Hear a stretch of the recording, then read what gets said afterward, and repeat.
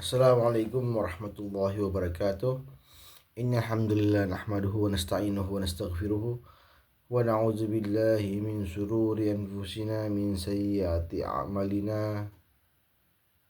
Man yahdihillahu fala mudhillalah wa man yudlil fala hadiyalah.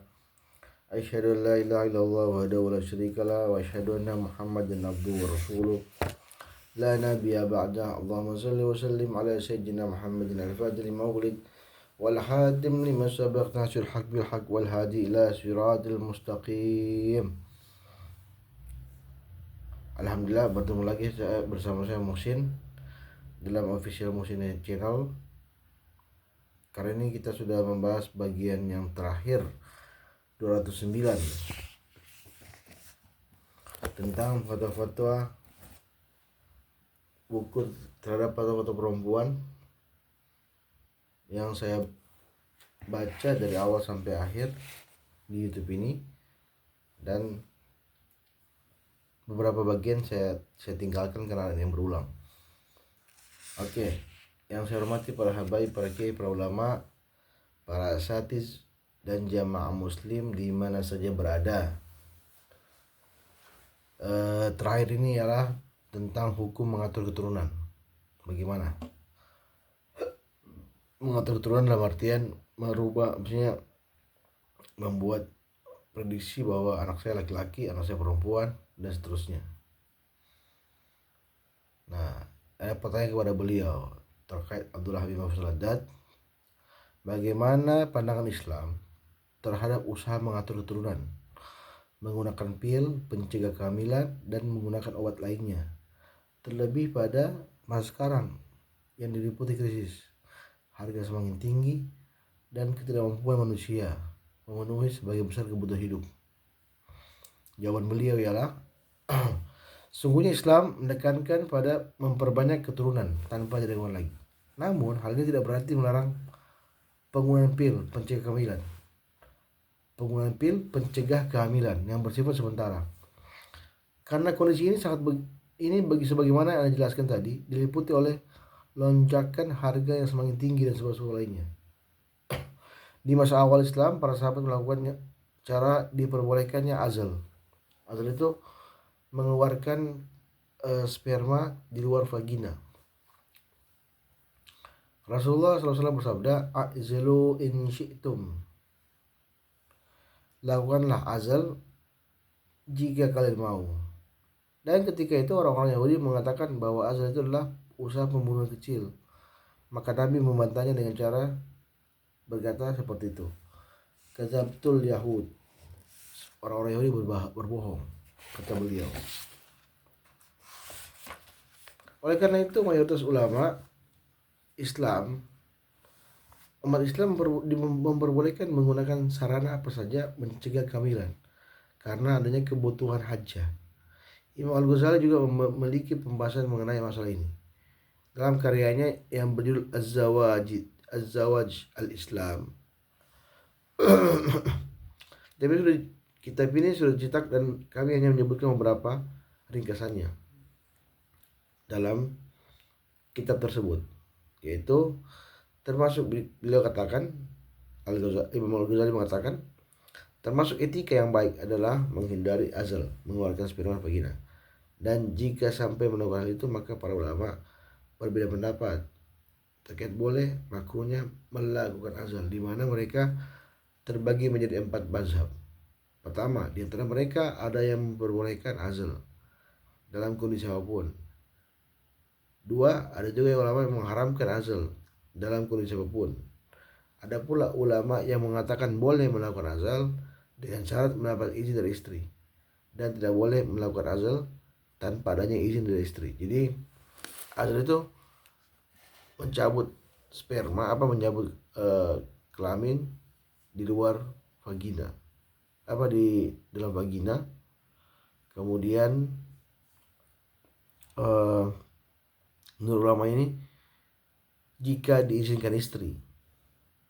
Dan ulama yang terakhir mengatakan boleh melakukan azal terhadap budak, bukan terhadap perempuan merdeka. Jadi ada juga perempuan budak ya. Bagi kami pendapat yang benar adalah azal itu diperbolehkan. Adapun yang dimaksud dengan makruh itu mencakup 3 hal, yaitu makruh tahrim, makruh tanzih, dan meninggalkan hal yang lebih utama. Dan ulama yang mengatakan bahwa azal itu makruh, maka maksudnya adalah meninggalkan hal yang lebih utama.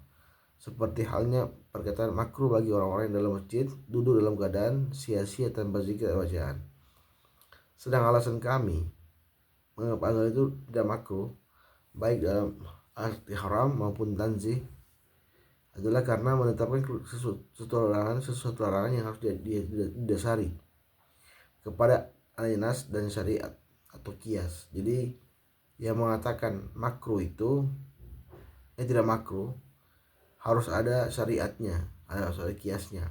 Namun ternyata tidak ada nas dan tidak ada dasar yang menerapkan kias hal tersebut. Jadi ingat ya, untuk melihat mengatur turunan bisa dilihat dari kata-kata azal tadi. Yang pertama, di antara mereka ada yang mengatakan boleh dalam kondisi apapun azal atau mencabut kelamin di vagina. Dan yang kedua, ada ulama mengharamkan azal, jadi tidak boleh. Yang ketiga, ada pula membolehkan azal, mengharamkan azal, membolehkan azal tetapi harus izin istri. Yang keempat, ulama yang terakhir mengatakan melakukan azal terhadap budak.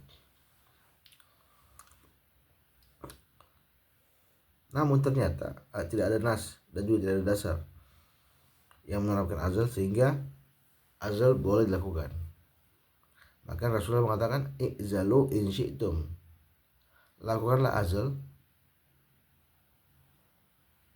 jika sekiranya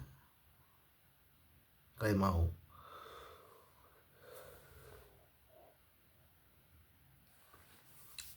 Tidak ada bedanya azal karena anak ini akan diciptakan berdasarkan proses air mani dalam rahim. Maka dan itu memiliki 4 proses, yaitu pernikahan, hubungan intim, bersabar hingga keluar mani, menahannya hingga air mani masuk dalam rahim.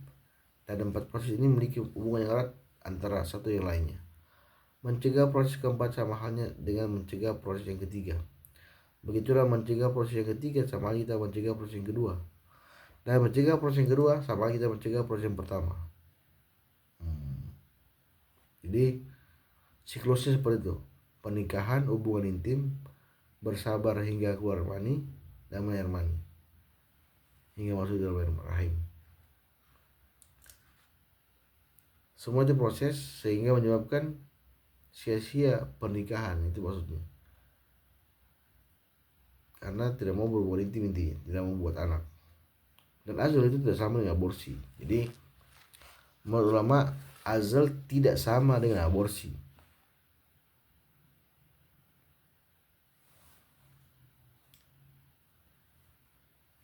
Seperti itu. Karena itu memang ada nyata pembunuhan itu tindakan kriminal seperti terhadap makhluk hidup. Kemudian Imam Al-Ghazali melanjutkan penjelasannya setelah menjelaskan runtutan wujud manusia, yaitu jika Anda mengatakan bahwa azal itu tidak makruh dilihat dari segi mencegah terciptanya anak, tapi kemungkinan besar ia tidak tetap makruh jika dilihat dari segi niatnya. Sebab tindakan azal itu tidak terlepas dari niat buruk yang ada dalamnya, berbau dengan kesyirikan kecil. Maka saya menjawab niat yang mendorong melakukan azal itu ada 5. Ada 5. Pertama, terhadap budak, di mana niat azal dilakukan dengan tujuan mencegah kepemilikannya dari hal yang bisa merusak kepemilikannya. Itu adanya kemerdekaan dan niat menjaga kepemilikannya. Itu dengan menghindari hak kemerdekaan serta menolak berbagai prosesnya. Azal dilakukan untuk menjaga kecantikan dan bentuk tubuh wanita agar tetap terlihat menawan serta menjaga kehidupan wanita tersebut dari bahaya yang mungkin terjadi dari keluarnya darah berlebihan, di mana ia juga tidak dilarang. Azal dilakukan karena khawatir akan kesulitan dengan banyaknya anak, menghindari kesukaran dalam mencari nafkah, dan menghindari kejerumusan dalam pergaulan bebas dan keburukan. Semua ini juga dilarang karena berkurangnya beban itu cukup membantu menyempurnakan agama. Tawakal dan rasa percaya diri yang tinggi akan jaminan Allah. Allah berfirman, "Wa ma min dabbatin fil ardi illa 'ala Allahi rizquha." Dan tidak ada satupun makhluk yang bergerak kecuali Allah menjamin rezekinya. Wa ma min dabbatin fil ardi illa 'ala Allahi rizquha. Dan tidak lagi bahwa dalam keadaan azal itu tidak bisa menggapai tingkat kesempurnaannya dan keutamaannya. Namun perkara yang menjadi perhatian adalah mempertimbangkan akibat yang akan terjadi jika meninggal azal. Yang keempat, khawatir anak yang akan dilahirkan adalah perempuan, karena adanya anggapan yang banyak bersebar adalah menikah kan anak perempuan itu adalah hal yang memalukan. Hal ini seperti kebiasaan orang-orang Arab zaman dahulu yang membunuh anak perempuan mereka. Tentu hal ini adalah niat yang buruk, sehingga tidak mau menikah atau melakukan hubungan badan karena niat tersebut, maka hukumnya adalah dosa. Namun apabila tidak mau menikah atau tidak mau berhubungan badan karena takut punya anak perempuan, maka hal itu tidak berdosa. Begitu pula dengan azal, di mana meyakini bahwa perlakuan perkara sunnah, yaitu menikahkan anak perempuan, adalah hal yang merupakan keburukan sangat dahsyat. Hal ini juga menurunkan derajat perempuan. Jadi kalau niatnya seperti itu ya memang tidak bagus. Merasa bahwasanya anak yang akan lahir ini adalah anak perempuan, itu tidak bagus. Hal ini juga menurunkan derajat perempuan.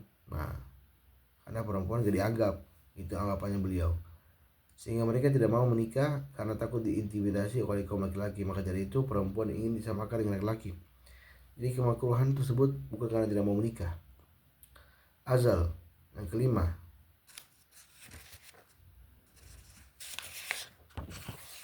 azal dilakukan karena seorang wanita menolak untuk hamil dengan tujuan menjaga karismanya, kebersihan, serta menghindari diri dari melahirkan, nifas, dan menyusui. Hal seperti itu merupakan kebiasaan kaum perempuan Khawarij yang suka berlebihan dalam menggunakan air. Bahkan sebagian mereka tetap melaksanakan sholat dalam keadaan haid. Dan mereka juga tidak masuk dalam kamar mandi kecuali dalam keadaan telanjang. Itu kebiasaan Khawarij pada zaman dahulu. Tentu inilah ada bid'ah, menyalahi aturan sunnah, dan niat semacam tergolong itu terburuk karena tidak melahirkan. Dari sini kita mengetahui bahwa azal dengan tujuan mengurangi beban tanggung jawab nafkah diperbolehkan dan tidak ada larangan, meskipun memiliki jalan tawakal sebenarnya jauh lebih utama. Jadi kalau kita terserah mau Allah berikan apa tidak, yang penting kita berusaha dulu. Mau azal apa tidak, yang penting berusaha. Pendapat hal tersebut, hal ini berlaku kepada semua cara untuk mencegah kehamilan tanpa ada perbedaan. Sebagian orang memang ada yang mengambil langkah ketat dan berat, mengatakan bahwa hukum azal terlarang. Jadi mengatakan hukum azal terlarang. Sekali lagi, azal itu ialah mencabut kelamin ketika berhubungan badan, sehingga tidak terjadinya kehamilan, dan haram. Saya menggunakan seperti dalil sebagai berikut. Bismillahirrahmanirrahim. Qala Rasulullah sallallahu alaihi wasallam fil azl zakal wada khafi wa qara idzal muaddah sa'altu wa hadithu qala sallallahu alaihi wasallam fil azl zakal wada al khafi. Rasulullah bersabda, mengenai azl adalah pembunuhan bayi yang secara samar. Kemudian Nabi membacakan ayat ketika bayi perempuan yang dibunuh ditanyakan. Juga hadis yang menyebutkan Rasulullah bersabda mengenai azl, itu adalah pembunuhan bayi secara samar. Hadis diriwayatkan oleh Muslim dari hadisnya Juzama binti Wahab. Maka jawaban kami terhadap pernyataan tersebut adalah dalam hadis sahih. Juga terdapat hadis yang memperbolehkan azl. Adapun redaksi hadis tersebut, pembunuhan bayi secara ramar adalah sama halnya dengan kemusyrikan kecil. Maka hal itu mengandung hukum makruh saja, bukan haram. Jika Anda mengatakan bahwa Ibnu Abbas berkata azl adalah pembunuhan bayi perempuan berskala kecil, karena dalam azl itu sendiri melarang pegadaian seorang anak, dan itu disebut dengan al-mau'udah asyuar, bayi secara berskala kecil.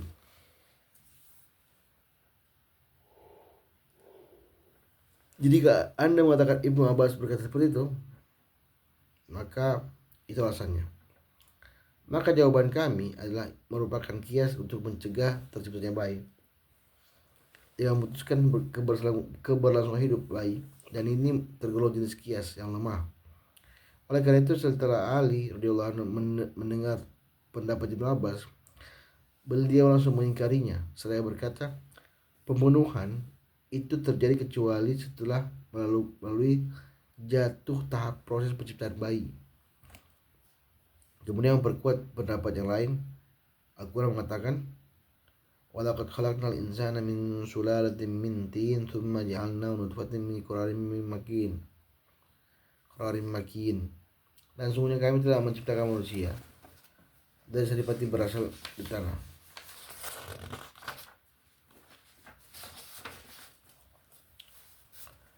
Kemudian Allah berfirman lagi, tsumma khalaqnal nutfatan 'alaqah fa khalaqnahul 'alaqah mudghatan fa khalaqnahul mudghatan idzaman fakasawnal 'idzama lahman tsumma ansha'nahu khalqan akhara fatabarakallahu ahsanul khaliqin.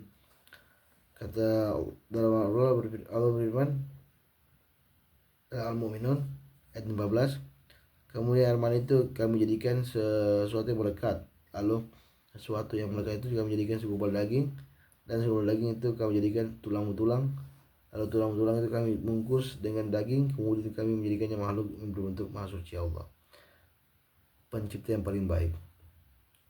Kemudian Ali radhiyallahu anhu melanjutkan, wa idzal mau'uddatun su'ilat, dan apabila bayi itu perempuan itu dikubur ditanya.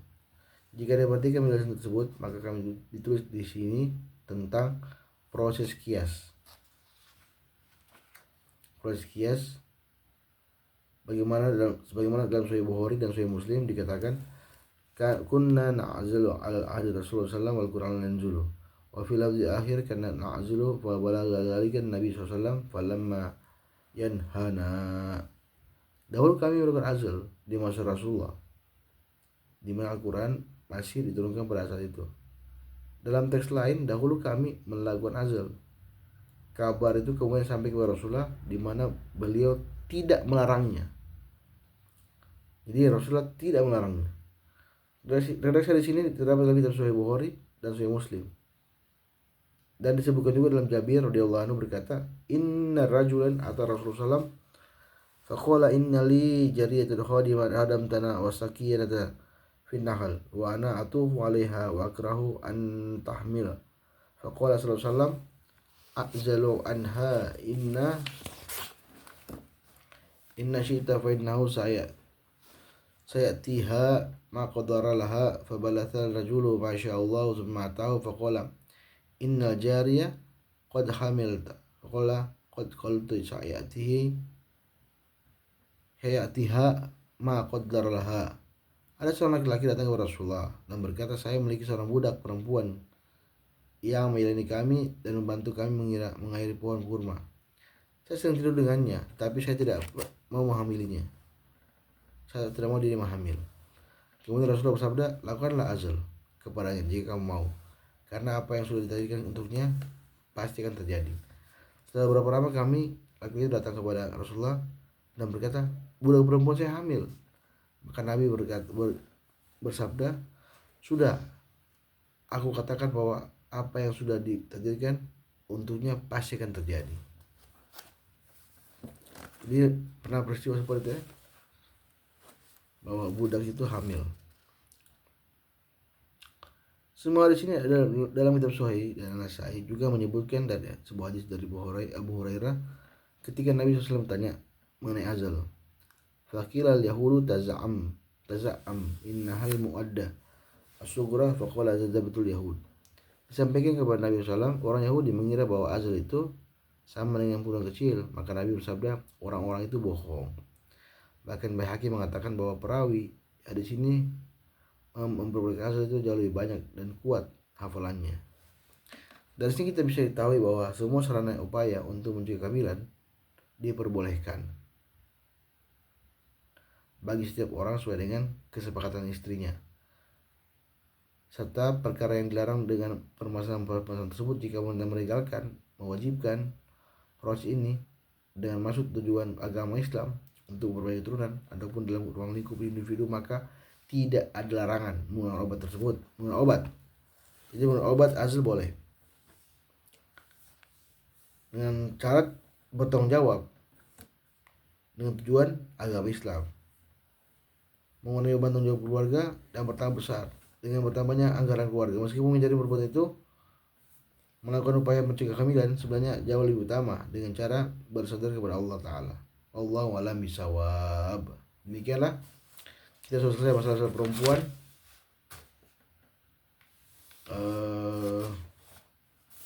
Ini masalah perempuan sudah selesai. Alhamdulillah kita akan sambung lagi dengan kitab yang lain, yaitu Fathul Qorib. Fathul Qorib karya dari Imam Qasim Al-Ghazi.